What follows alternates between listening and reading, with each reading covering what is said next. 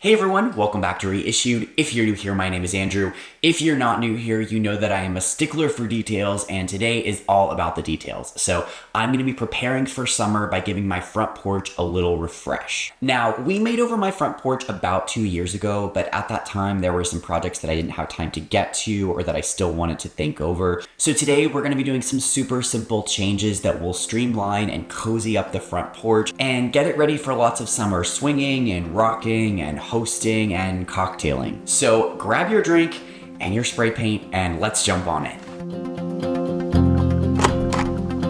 So let's start by recapping the porch makeover from the beginning so we can all remember how far we've come. The original front porch was looking a little sad and gray from the contractor grade flipper I bought it from, with remnants of the red and orange and green paint job from the owner before. So we streamlined the paint with a mix of pale blue, gray, green on the ceiling, warm gray on the floor, creamy trim, and the same blue-gray from my kitchen cabinets on the windows. I also stripped the door and stained it in a deep brown shade to warm up the look. We added a swing and some rocking chairs from the REISSUED, and a bench that I found on the street that we reupholstered in some leather that I pulled off a damaged dumpster-bound couch at the REISSUED.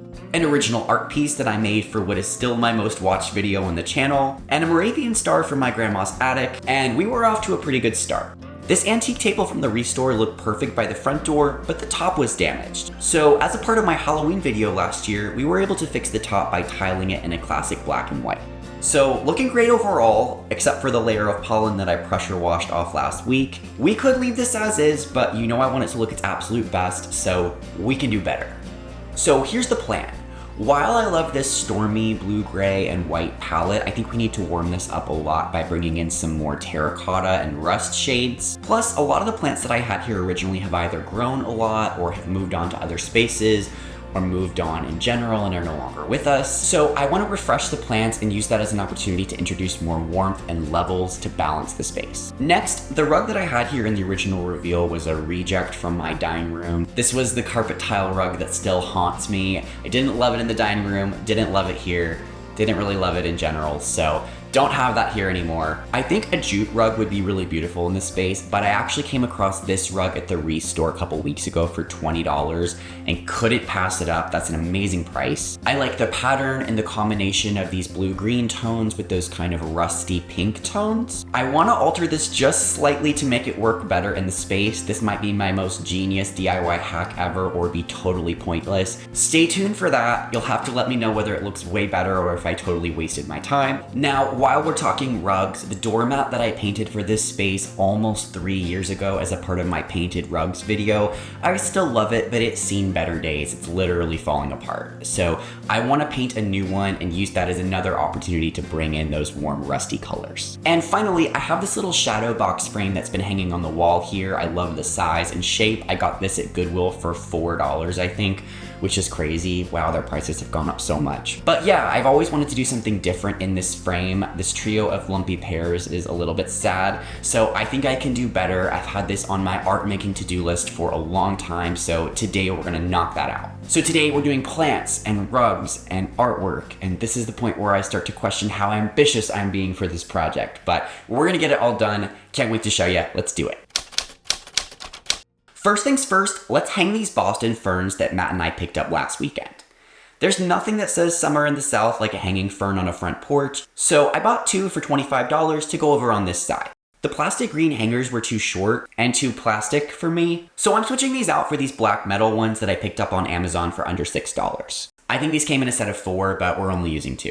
As usual, I'm gonna link everything that I used for this project down in the description box so you can check that out.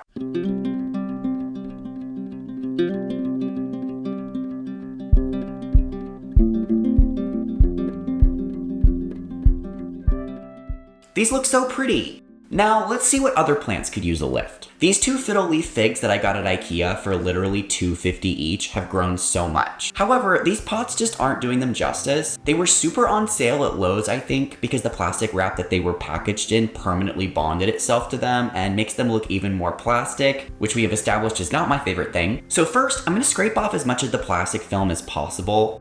I could have spent way longer getting all of this off. It would have been better that way, but we're gonna go with this as is. Then I sprayed them with the plastic priming spray primer to help the final paint bond. Some paints do this all in one step, but I always manage to choose the ones that don't, so I had this on hand and we're gonna use it here. I decided to spray these in a warm, creamy stone look finish. I wanted the pots to look more like stone or concrete, and I was originally gonna make them a more terracotta shade.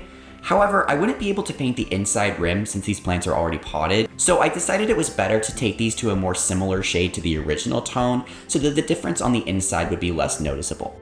The difference is subtle but better, which I think is going to be a theme for this video. I also picked up some orange coleus and soft blue-green dichondra plants that my mom and I potted in a terracotta pot that I had on hand already. I love how this color combo works with the decor.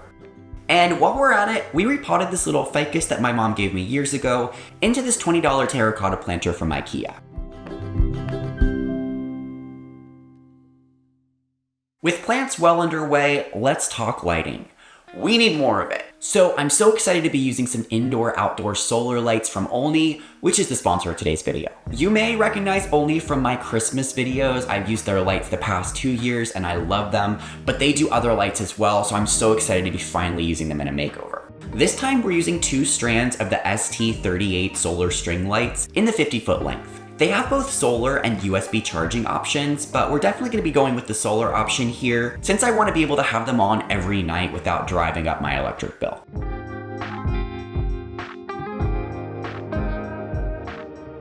These lights are super lightweight and easy to hang, although deciding on the right placement was a little bit tricky because I wanted the solar panels to go on either end of the porch. So this was like one of those games where you have to get from point A to point B and hit all the points in between without hitting the same point twice. You know what I'm talking about?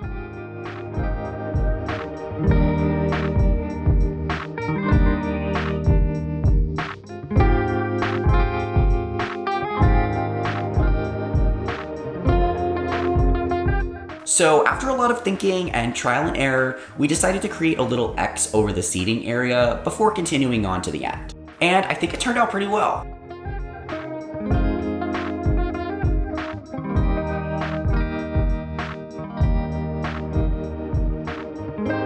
These lights have an auto on-off function that I'll probably use most of the time, but they also include a remote control so that you can customize the lighting for your needs.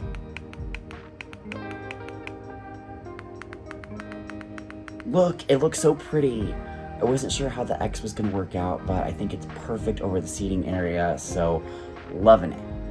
So if you're looking to light up your patio or your front porch this summer, click the link down in the description box to check out Olney. Again, I love Olney. I'm so happy to be featuring them here again on my channel. So be sure to check them out, and thank you so much to Olney for sponsoring this video. Okay, on to the rug. Now, don't get me wrong, I like this rug, I like the colors and patterns, and for $20, this was an amazing deal, but once I got the rug home and put it on the space, it just read a little bit more cool toned, a little bit more white than I was wanting. I was hoping for something that was gonna add warmth to the space. Remember, that's our goal here, and this just wasn't giving that. Also, I find when rugs are super white like this that they can look a little bit cheap. You know, I love one-of-a-kind and vintage and handmade rugs, but we're not gonna put a rug like this on the porch, so I wanna try to find a way to make this feel a little bit less bright and shiny and new out of the plastic and make it feel more lived in and maybe kind of vintage. So, time to dye. Matt had the idea to kind of tea stain the rug to warm up the whole look a bit. So I picked up this RIT dye for synthetic fibers in the shade Sandstone, which is kind of a light orange brown, kind of like a sepia tone. I mixed the dye as instructed, halving the recipe and heating up 1.5 gallons of water. Once we're almost to boiling, I add some dish soap and half a cup of dye since the recipe said to double the dye content for polyester, which my rug contains. So after I mix my dye, it's time to start painting it on the rug. And right away, the effect was pretty subtle. Like, too subtle. So I thought, what the hell, let's dump in the rest of the bottle and give it all we got.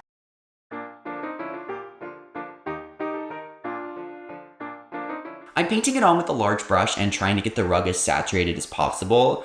Ideally, we would dip the rug in dye and let it soak, but it's not like I have a kiddie pool full of dye lying around, so we're gonna make it work.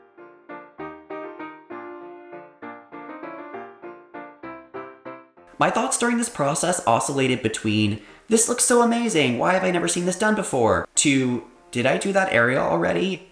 Wait, this looks exactly the same as it did before.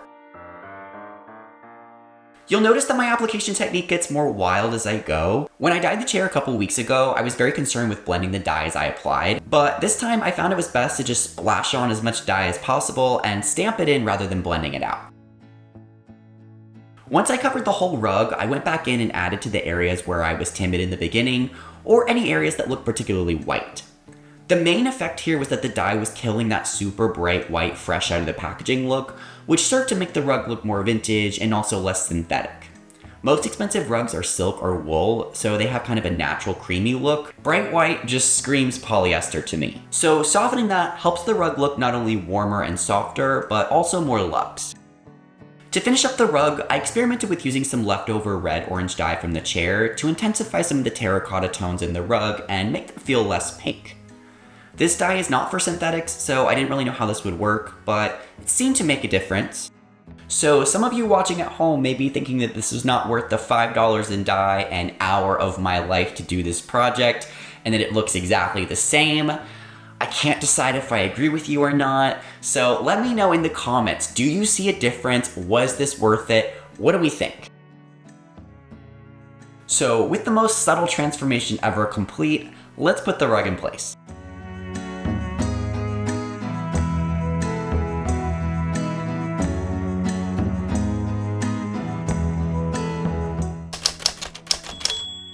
Now onto the doormat. I loved the size and the price point of this rug that was here before that I hand painted, so I went back to IKEA and got the same rug for $10, and we're gonna paint a new one. I wanted to give this kind of a classic tiled look, so I had grand plans to give kind of a combination of this Pottery Barn rug pattern with this revival rug color palette. So I spent forever measuring to come up with this 4.5-inch diamond template.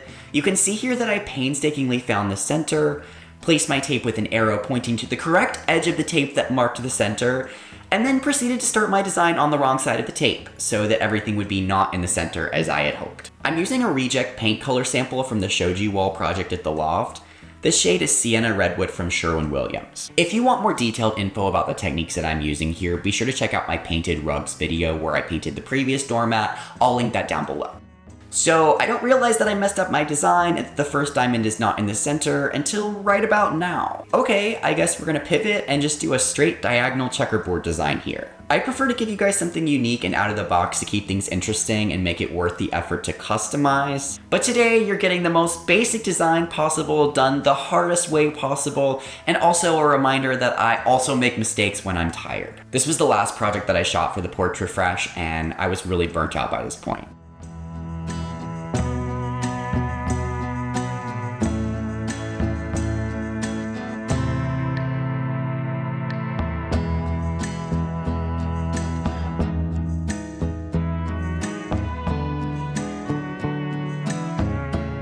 But after all my whining and mess ups, I think the design actually turned out great and a bit more modern than the original plan.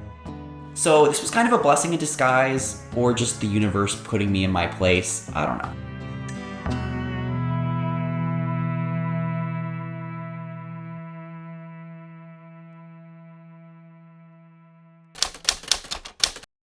Okay, so it's been a hot minute since I've made any art here on my channel, so let's dive back in, literally. In my recent salvage store thrift with me video, I picked up this little diver trophy specifically for this piece.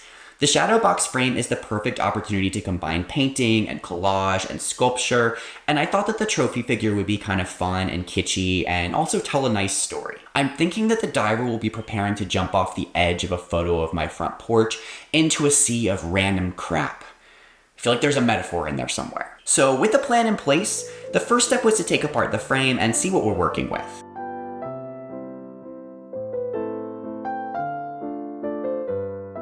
Luckily, the whole shadow box element slid right out in one foam piece, so that will allow me to build the whole diorama and then just slide it back in.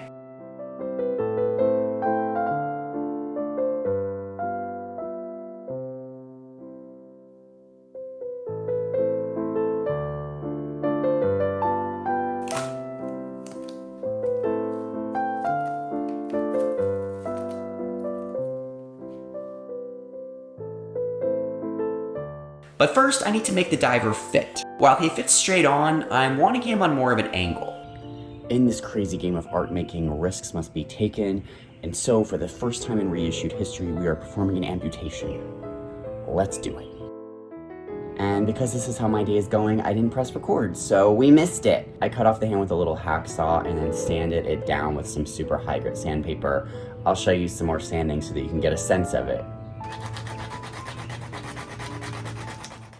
I debated drawing the missing part of the arm into the background to kind of complete that, but I think that the missing arm kind of gives an illusion that he's coming through the white background, so we're gonna go with that.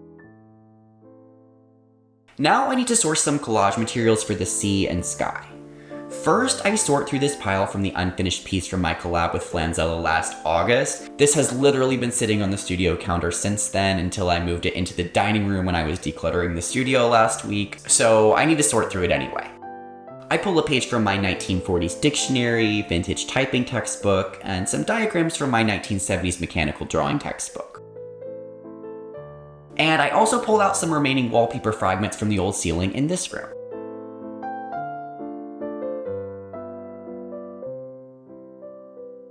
After combing through some contemporary magazines as well, I have a nice palette to start from.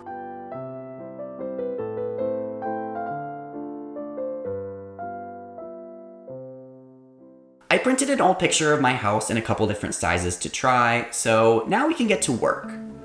I lay out the design with several layers in mind. The original pairs will be the background, the kind of sky section, with mostly sky image fragments with additional clouds made of mechanical drawings and tissue paper.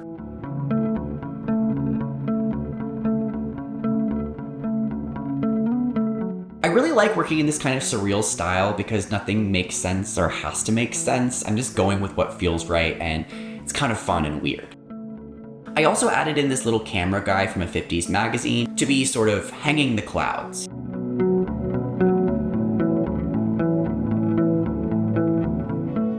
Next, I need a couple layers of waves. These will be layered three-dimensionally, so I apply them to a black cardstock that I had on hand. I probably should have used something a little bit thicker for more stability, but we're going with this. The waves include some buildings and maps, some old ceiling wallpaper, and these little hands that feel a bit like sharks rising from the depths.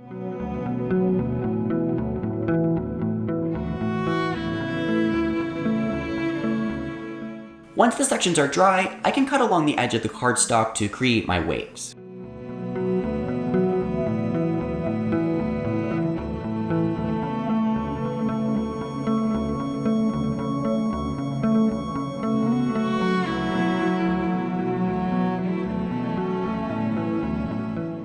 After seeing how things were looking together, I moved away from the original ideas a bit by switching the wallpaper that the hand was holding for a shard of dictionary page, and swapping the image of my house for a diving board made from a used paint stick, and a block of wood that came off the IKEA bookcases that were chopping up for the living room built-ins. Before I assemble, I want to correct some ink bleeds that made the sky read super pink, so I go in with acrylics and water and more Mod Podge to blend and take the pinks back to a more blue place.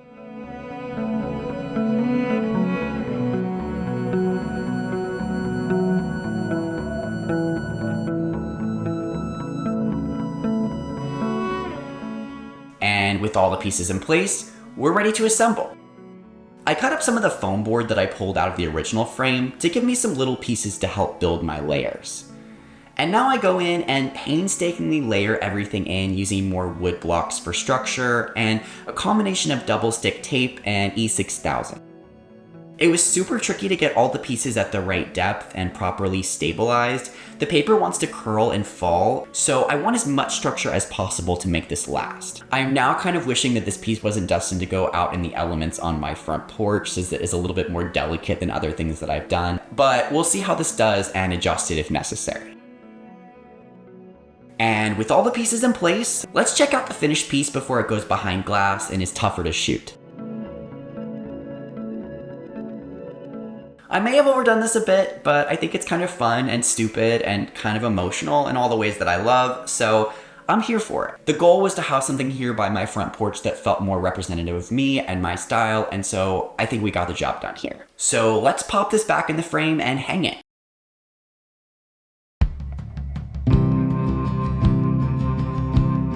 Now for some final porch details. Let's spray this silver West Elm mirror that came from Matt's place in a satin black finish.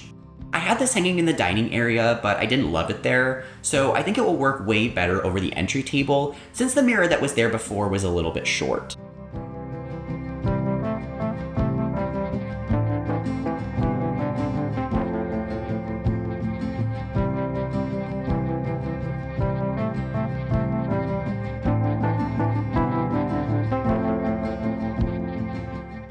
And let's finish the spray paint marathon by spraying the flagpole in the front the same satin black. The chrome and brushed silver and plastic here is looking a bit messy. I meant to do this in the original makeover but ran out of time, so better late than never. I'm adding a little pillow that my mom and I made years ago for some color on the front bench, and this little black stool that I thrifted at the REISSUED for $5 to give the ficus some height. And let's finish off with a citronella candle from Target that I snagged on sale for $15. Because any indoor-outdoor living in Georgia requires serious bug defense. And with that, the front porch refresh is done. Don't mind the little round table that's gonna be sitting over in the corner. This used to be in my dining room. I don't know where else to put it. It comes in handy as a project table, so I'm gonna leave it there for a while, but it's really too big to sit at, so still sorting that out, but everything else is done. I really enjoy these makeovers where I get to deep dive into the details and focus on some projects that are a little bit more user-friendly. Everything that we did here, from spray painting to painting the basic design on the rug, even the art, these are simple techniques that anybody can do, so I really hope that you get some inspiration and can take some of these ideas into your outdoor space. If you like this video and want to see more DIY makeovers like this, be sure to hit the like button. If you're looking forward to progress updates in the major renovation in the living room, be sure that you're subscribed. Thanks so much for watching. I'll see you guys soon. Bye.